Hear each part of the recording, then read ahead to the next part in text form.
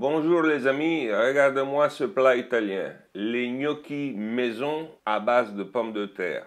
Je vous ai mis la liste des ingrédients dans la description. Je vais commencer par écraser quelques pommes de terre.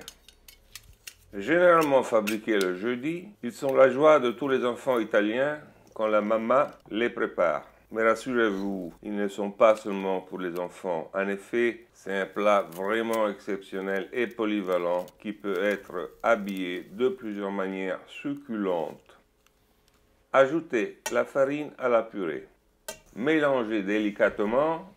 Ajoutez ensuite un œuf. Nous ne faisons pas de la pâte à pizza, nous n'essayons pas de construire une structure de gluten. C'est pourquoi il vous faut mélanger doucement. Puis ajoutez le parmesan, le sel et la noix de muscade en poudre. Continuez à mélanger jusqu'à ce que la pâte soit homogène. Nous allons maintenant travailler la pâte. Je commence par saupoudrer la planche avec de la farine de semoule, puis je malaxe la pâte comme cela. Ajoutez enfin les 50 derniers grammes de farine de semoule et malaxez jusqu'à homogénéité.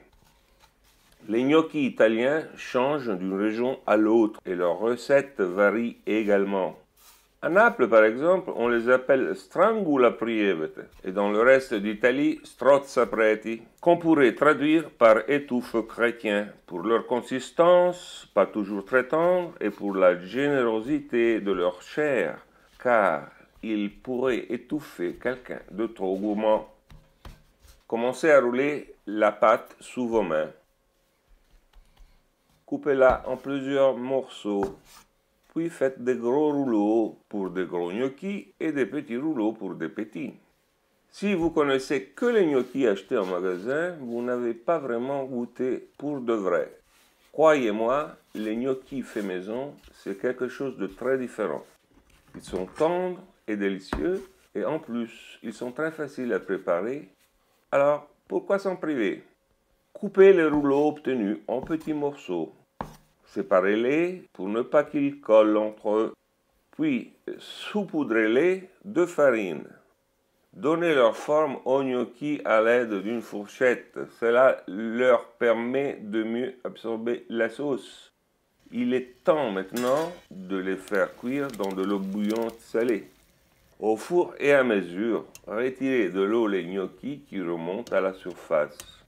Habillez les gnocchis avec votre sauce préférée. Personnellement, aujourd'hui, je mets un ragoût de tomates. Pour ce faire, je répartis les gnocchis dans deux grandes assiettes, puis je mets la sauce par-dessus. Ensuite, je vide le contenu d'une assiette à l'autre pour obtenir un mélange homogène. C'est le moment de passer à table. Saupoudrez de poivre et de parmesan à votre convenance. Le moment que je préfère est arrivé, la dégustation. C'est vraiment succulent, les amis. Alors, essayez la recette et dites-moi ce que vous en pensez dans les commentaires. Likez la vidéo si vous avez aimé. Abonnez-vous à la chaîne, ça me ferait plaisir. Ciao les amis et à bientôt.